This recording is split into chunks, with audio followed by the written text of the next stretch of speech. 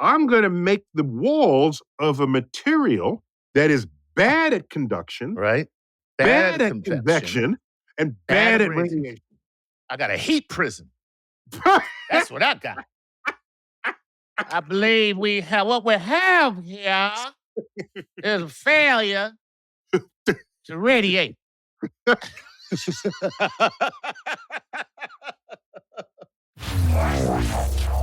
Welcome to StarTalk, your place in the universe where science and pop culture collide. StarTalk begins right now. So Chuck. Yeah. I'm going to talk to you about heat transfer. All right. Did heat put in for a transfer? I cannot take these conditions any longer. I'm putting in for a transfer right now. This is a hostile work environment. All right. So basically, unless you pump energy into a system left all by itself, okay, energy will go from the thing that's hotter to the thing that's colder. Right. That is not some great revelation. No, that is something that you learn from your mother and father. Exactly. Okay. Shut the damn door. The hell, you trying to heat the whole neighborhood? Okay. So someone serves you a hot bowl of soup. Right. Let's say you're eating in room temperature. So it's, 72 degrees. Right. What would that be Celsius? 22 degrees Celsius, something like that. Okay. 72 degrees. They serve you a cup of soup. All right. The soup is hotter than the air temperature. Absolutely. What happens if you wait long enough? My brother will eat the soup. That's how that goes? That's how that goes. Okay. Not in your household. Oh, okay. In a laboratory. You mean just generally. Oh, yeah, of course. The soup cools to room temperature. The soup goes down to room temperature. There you go. Right. There was a heat transfer between the soup and the air. Right. Okay.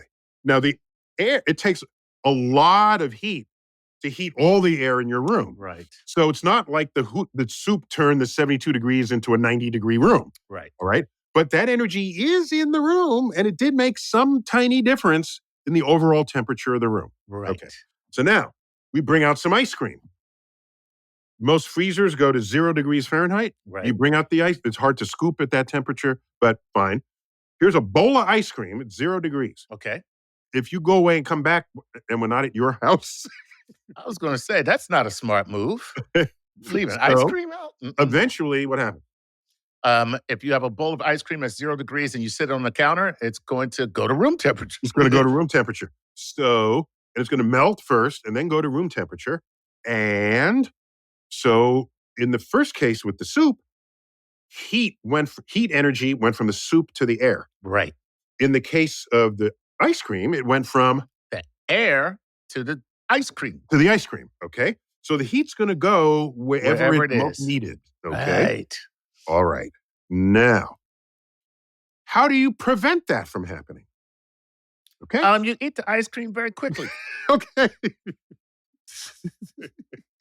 Can we leave your household for a minute here, please? So, one way to prevent that is, let's put a cover over your soup. Right. Because you just went to the bathroom. Right. And I don't know how long it takes you to poop, but you want hot soup when you come back, I will cover it. Yes. Okay? Gotta go clear some shelf space. Back to this soup. Okay.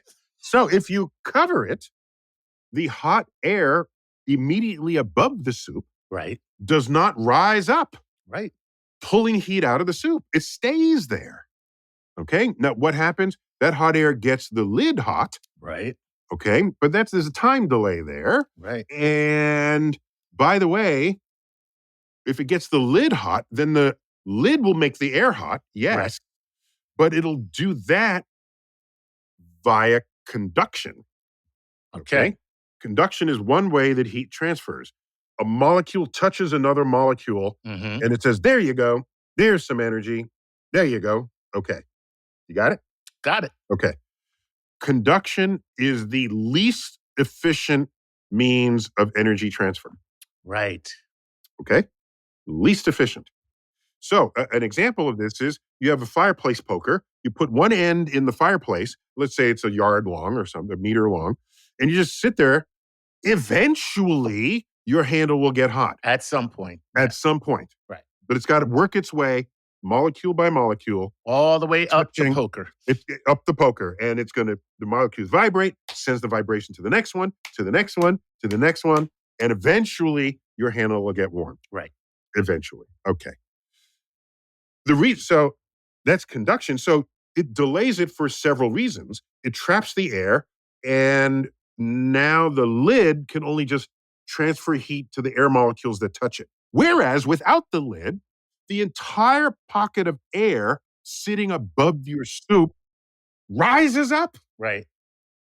It says there's heat here. Now I have expanded and I am less dense.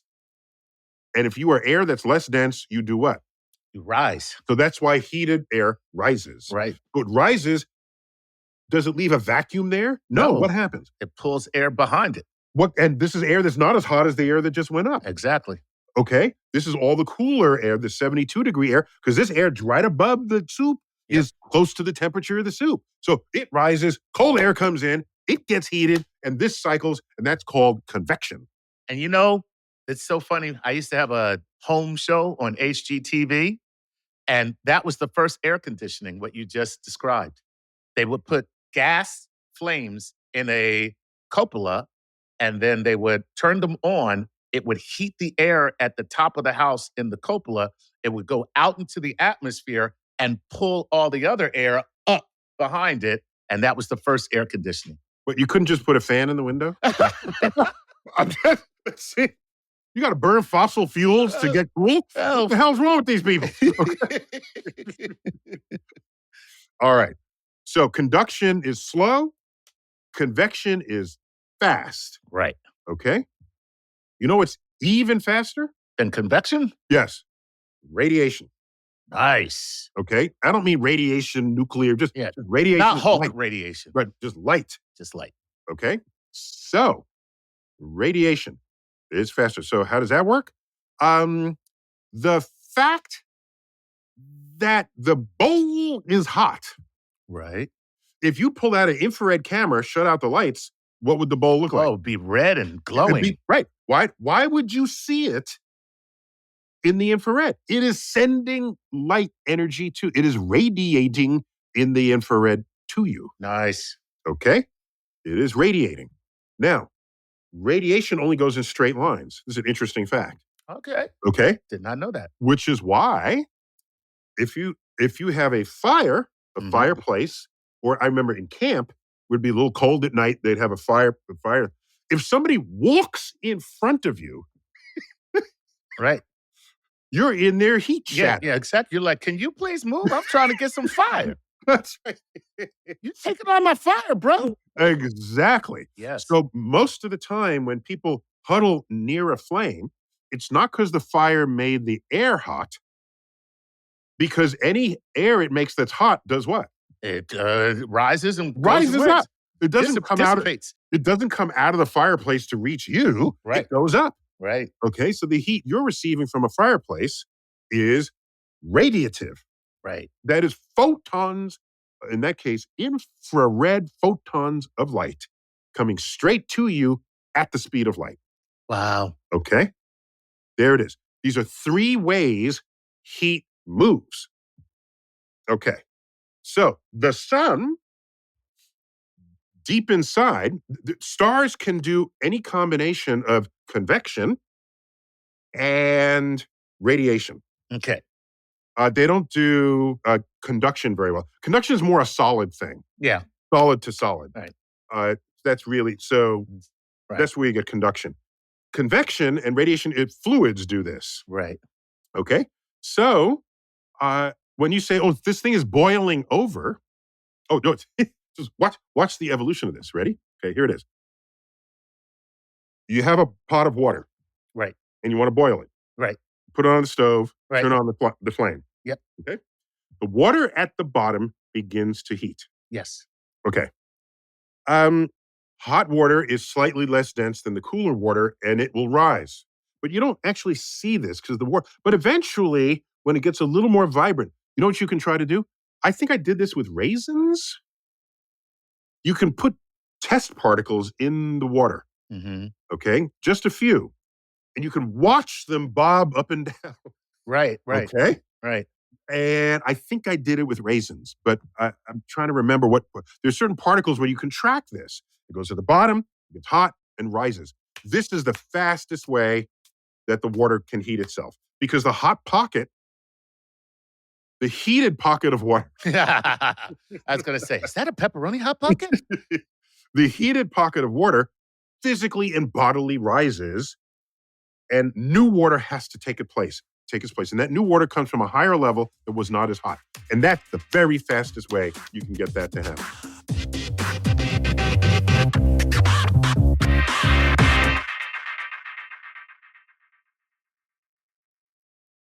I'm Kais from Bangladesh and I support StarTalk on Patreon. This is StarTalk with Neil deGrasse Tyson.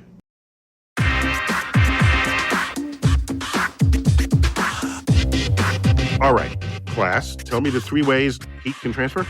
So you got convection, conduction, and radiative. Good. So now I want to make a vessel that heat does not either go in or come out of. Okay. So I'm going to make the walls of a material that is bad at conduction, Right. bad at convection, and bad at radiation. I got a heat prison. That's what I got. I believe what we have here is a failure to radiate.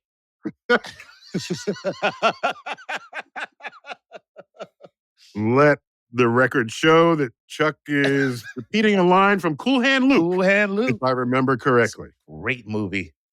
Paul Newman. Paul Newman. Yeah, okay. Great movie. All right. So that's the only job of this vessel. Because if I put something hot in there, I don't want it to cool off quickly. Right. If I put something cool in there, I don't want heat to get in. Right. Okay?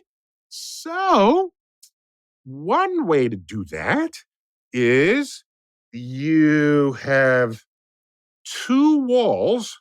Okay? Let's make them glass for a moment because glass is moldable. Right. That's why we have bottles and things. Of course. So let's make 2 layers of glass and have air in between the glass.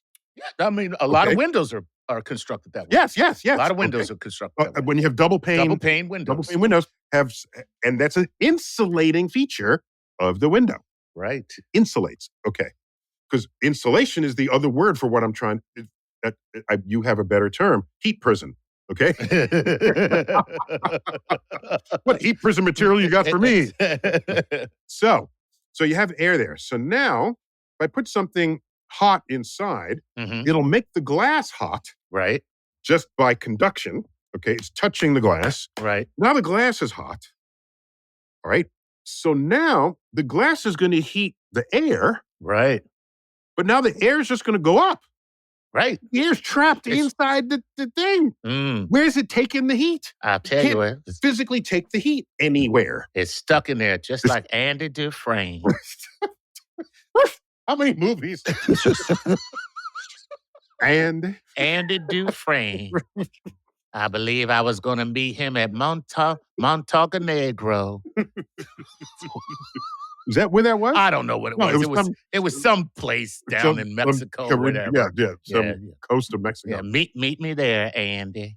And so, Chuck, so the original title of that was Rita Hayworth and the Shawshank Redemption. Okay. Because she was the first pinup girl that they put on the wall. Yeah, I mean, very small role in the film for her to get billing. Can't believe Stephen King gave her top billing. You know? Okay. Back to heat prison. Heat prison. So we got the glass, we got conduction because it's touching. Okay. We got the heat, that's convection, the air just goes up. But it just goes and it stays inside the bottle. Right. Okay. Any convection stays there, but it's still touching the other side of the glass. Right. But this is this is delay. These are delaying tactics. Right. Okay. So now we need conduction to heat that side of the glass. Right. And then it has to get through the glass. And typically that's in another canister that's surrounded. You're not holding onto glass. No. There's something else. So it's got to get through that. Okay? Right. So that is a sort of early version of a heat prison. The early thermoses Right. were, I remember if you dropped them, you could break the glass. Say goodbye to your thermos. Yeah. Oh, by the way. It had a glass inner. Yeah, that's right. And so then you have to throw it away because you broke the air prison that was in there. Okay? Right. So another thing you can do, if you take out the air, then it can't even conduct to the other layer of glass. That's right. Okay. Yeah, because you can't have convection without the fluid. Without the fluid. Air is a fluid. And the air is the medium or the fluid. Yes. So without that, the heat is just like, oh man, this is where the escape ends. This was a terrible plan, man. This was a terrible plan. I told you we should have crawled through the poop pipe. I told you we should have crawled through the poop pipe. You were like, no, we can't crawl through a bunch of crap. And now look at us, man. Here we are stuck in a vacuum. We cannot escape this heat prison. Is that the beginnings of your next movie script? That's what it is. It's called Rita Hayworth and the Broken Heat Prison. All right. So these are all just delaying tactics. Now watch what happens now. There is a way for the inner glass to send heat to the outer glass. And which way is it? Radiative. Which was always there, available to it. Exactly. Okay? Because you can radiate through air as well as convect through air. Right. So now you can't convect. It's not conducting. So now it's radiatively sending infrared energy across the vacuum gap to the outer layer. To the outer layer. Okay. And then that has to absorb the infrared and then get hot and then do it to the outer layers beyond that. Exactly. Okay. So this is an improvement over air. Absolutely. It's easier to put air inside there than to create a vacuum in something you're giving your middle school children, right? That's really cool because you just reminded me of an article I just read yesterday about a new fiber that is being constructed using aerogel. And the fiber itself is based on the fur of a polar bear because their fur... Based on the concept. Yeah, the concept of a polar bear. There's a lot of shaved polar bears out there. Polar bear with a mohawk. Right. Yeah, but they're hollow. So what they do is they spin the aerogel along with another substance into these hollow fibers, and then it's like the entire garment is like a giant down jacket, but it's thin. But it's not using down. Thin as this. No geese were harmed. Yeah, no geese were harmed. Right, exactly. And just because I work in a natural history museum, which is the only reason why I know this, but you already knew it, that polar bears are just happy in and out of 30-degree waters, salty waters. Right. Because their fur is not normal fur. Right. They're actually hollow tubes. Exactly. And so here's the thing. If in the gap, because putting a vacuum in there is very hard, it's a production issue. If you put air in there, but throw in stuff that prevents the air from convecting. Right. Right? Yeah. But put in anything.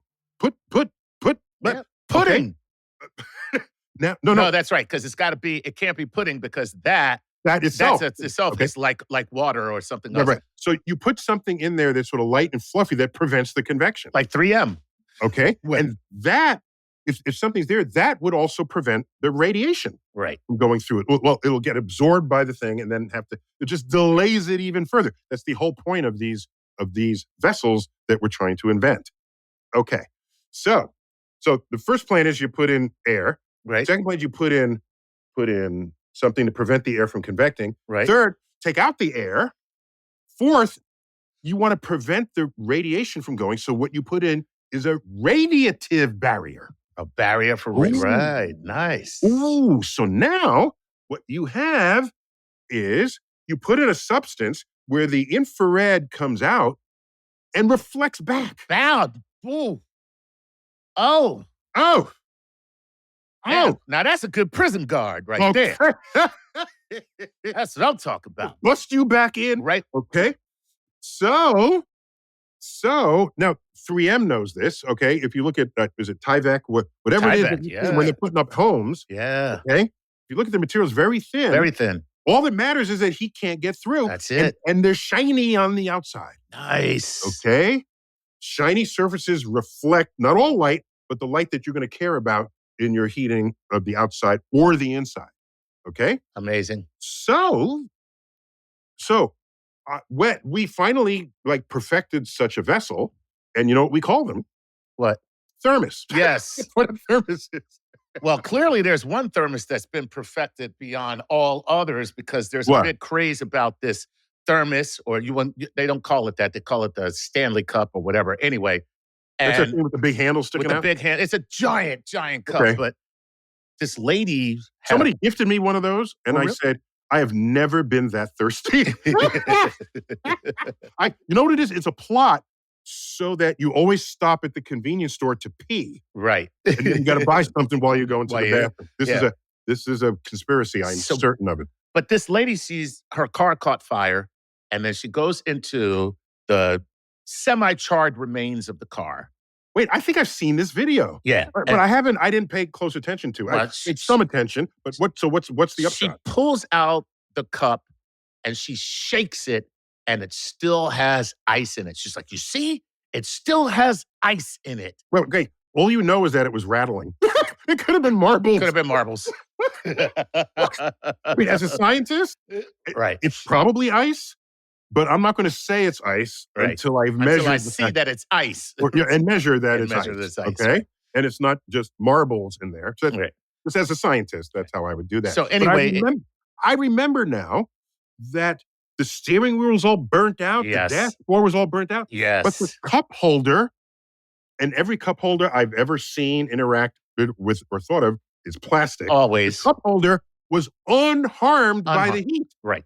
So maybe the dash is on fire and the police came in and if I remember correctly, there was water in the bottom of one of the cup holders. Right, from where they put the fire out. They put the fire out.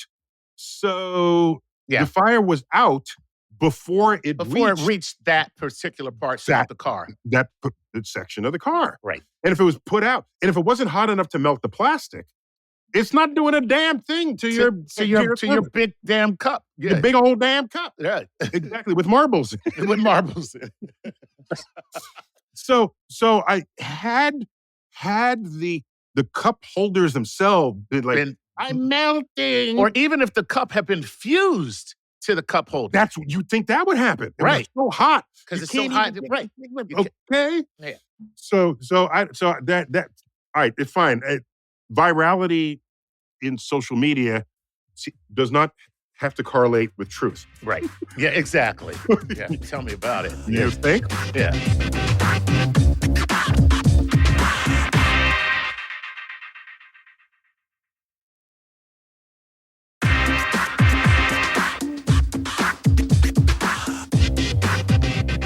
Since we were in my office, I got stuff, okay?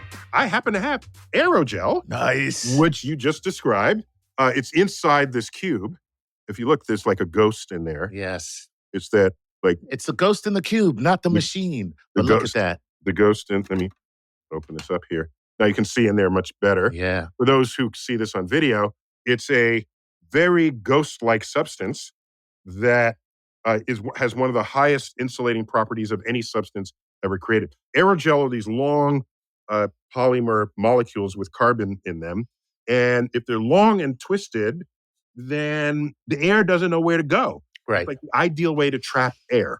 Right. And so, and especially if you have vapor barriers, the heat is not going anywhere. So that's why it's not a magic thing to say that a thermos keeps hot things hot and cold things cold. Right. Because physically, what it's doing is it's preventing heat transfer. That's it. No matter which way the heat is coming. Yeah, coming or going. You know what else is a good insulator? Is plastic. Right. Plastic. So I happen to have a lunchbox from Disney's awful movie, The Black Hole. Oh. And when was this? Back in the 70s. All right. 10 worst movies I've ever seen. I opened my lunchbox, and in there is a thermos. Everything's plastic, of course, because it's a kid's thing, and you don't want anything breaking. It's got a plastic lid, so I opened that up. And it's got a little sippy device. Fancy. That's plastic. Everything's yeah. It's a high. It's a high-end little thermos there, right? Yeah, especially from the 70s. Damn. Yeah. So this is a black hole. So Chuck, you've heard of the black hole in the center of the Milky Way? Of You've course. Heard of that? Yeah, of course. Like 600 million times the mass of our sun, I think. Last I checked. Well, here in my black hole lunchbox, I have a Milky Way in the center, of a black hole. Now you know what? What? Stop. Somebody need to spank you for that. So I'm looking in here. It's plastic on the inside, plastic on the outside, but it's actually quite thick. There's a thickness to this. Right. It is. Look at that. Wow. Yeah, it's very thick. That's why the inside of a thermos is always so much smaller in volume than the outside. Right. Because relying on stuffing things in between to prevent heat transfer. That's it. So this is the innovation of the human brain overcoming restrictions by the laws of physics. There you go. Overcoming the laws of thermodynamics. Yes, exploiting them to our advantage. Screw you, thermodynamics. You won't tell me how to transfer heat. So now, if I put you out in space, okay? Let me put my lunchbox back. So there we go. Say goodbye to the black hole. Goodbye, black hole. Okay, there it goes. And aerogel. Oh, I don't want to say goodbye to aerogel. That stuff is so cool. If I put you butt naked in outer space, right? So space will become exceedingly more sexy. So, you're not conducting. So, heat cannot conduct from your body to space. Nope. Because you need physical atom contact for that. Right. Okay. And there's no convection. There's no convection because it's a vacuum of space. It's just a vacuum. So that leaves only one way for heat to transfer. Radiative. So if you are far away from any star, right, your 98.6 degree body, 37 degrees Celsius, will radiate what kind of light? Infrared. Infrared light, because you show up on an infrared camera in a room. Yep. It'll radiate infrared. There you go. Radiation until you are dead. Until you are dead. Infrared till you're dead, baby. Infrared just goes, and there it goes. Right. And there's nothing to stop that. Now, when you go out in the cold, okay, just in cold air, right, you are still radiating in the way you would be radiating in space, but air is also in physical contact with your body, and the air that touches your body immediately gets heated by your skin, and that gets swept away. Right. So, this is why you have wind chill factors, because the air touches you, takes your heat, and then wind blows it away. Right. And then new cold air comes in. It's almost like convection, except it's not convection. It's just wind.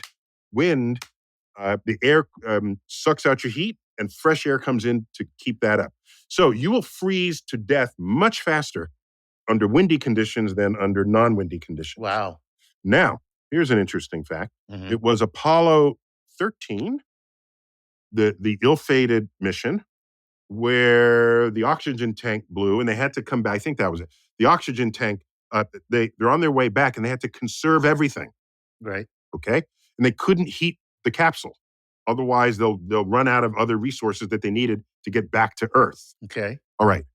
What they figured out was when you are in 0G, which you are when you're just floating back to Earth, if you just stay in one position and don't move, you will heat the air that's touching your skin, but the air won't know where to go after that. There's no gravity. Right. There's no gravity vector for the hot air to rise because there is no up or down.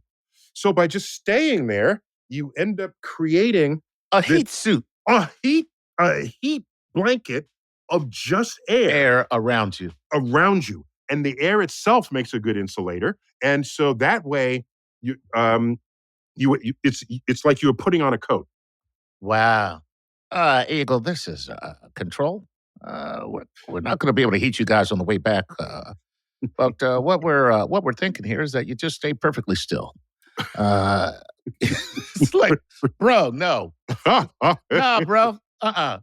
We need a better plan. And by the way, that's why clothing works. True. Think about it. Yeah, no, that's right. It's You just heat the air inside the clothing. inside your clothes. And that's why you can go out into colder conditions and you are warmer wearing clothes than not wearing clothes. It's the whole idea behind layering. Yes, and it's also the idea behind a wetsuit. Right. Yes. Okay? In a wetsuit, remember how that works. It's a rubberized thing, but you get water inside it. Right. It's cold at first. Your body heats the water. The water stays there. Right. Okay? And the water is protected from losing its heat to the ocean because you're surrounded by rubber. Okay? Right. And rubber has air pockets inside of it as well. So you are nicely insulated in what they call a wetsuit that divers know all about. Nice. Okay, so now you're out there freezing to death. Mm-hmm. Suppose I move you closer to a star. Let's move you closer to the sun. Oh, thank God. Okay, so now what's going on? Well, now I'm getting the sun's radiative heat. There you go. The sun is radiating, Mm. and with energy way higher than infrared. Yes. Okay, so there's some distance. I don't know what that is. I'll have to calculate it. Where energy from the sun is just right for you. Right. Okay. Where you could be buck naked in space. However, And comfortable? only the side of you facing the sun. Oh, God.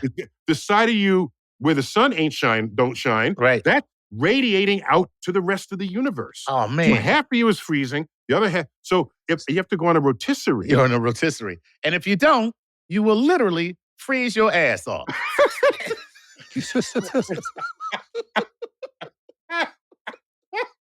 Freeze your ass off. Right. Off. Clean off. That's Your it. body will split right down the right middle. there. One part will vaporize, the other part will. Yeah. So when they say, what is the temperature of space? That has no meaning because you have to, as a standalone question, you have to ask, how close are you to the nearest source of energy Right. that would be providing heat to you? There you go. It's all about how heat gets around. That's it. And of course, radiation moves at the speed of light. There you go. You know So what that is. it is. Man, there you go. The heat transfer, baby.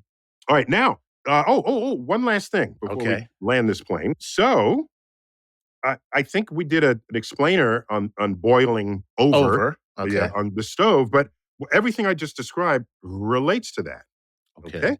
Because if you have something where, water is just slowly convecting up through, but then when it boils violently, Yes. what's happening is the water at the bottom, it's not just getting hot and rising, Right.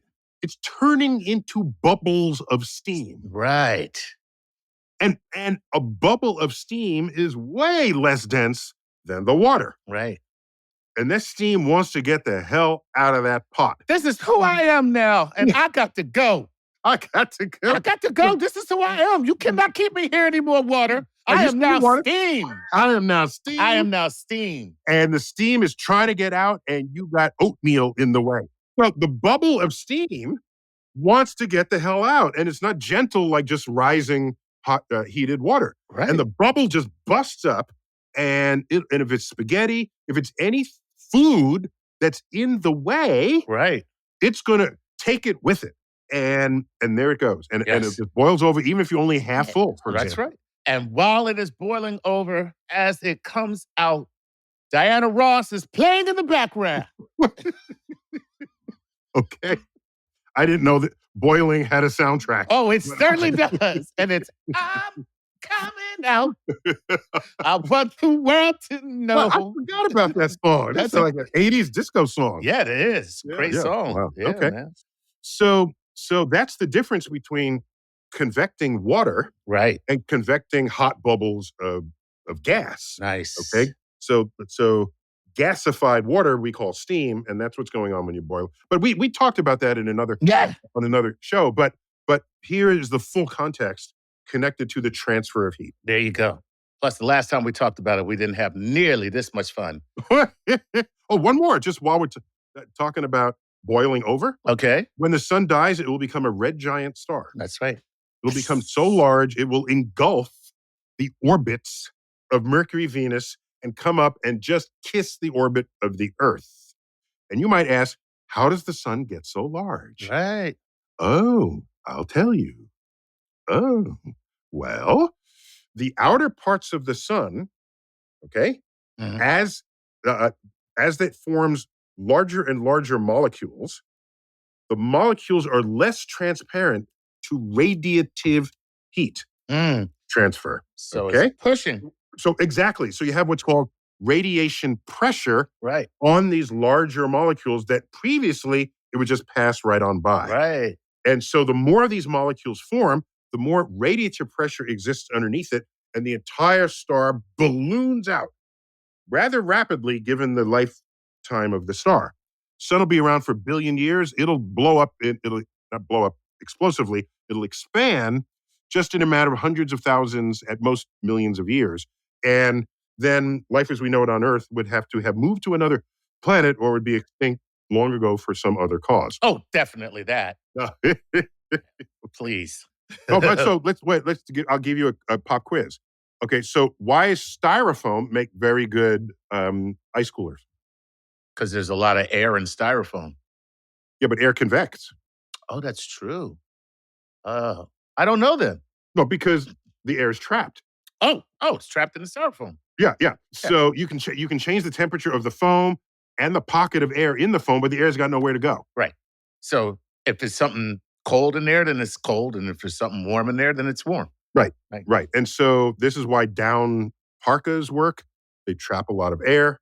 Anything that's or you just figure out a way to prevent, because in the old days, you look like the Michelin Man with all your winter clothing. Yes. We figured out how to do that. We've gotten clever about it with new materials that prevent all three of those heat transfer mechanisms. And then there's also the best solution, and that is Turks and Caicos.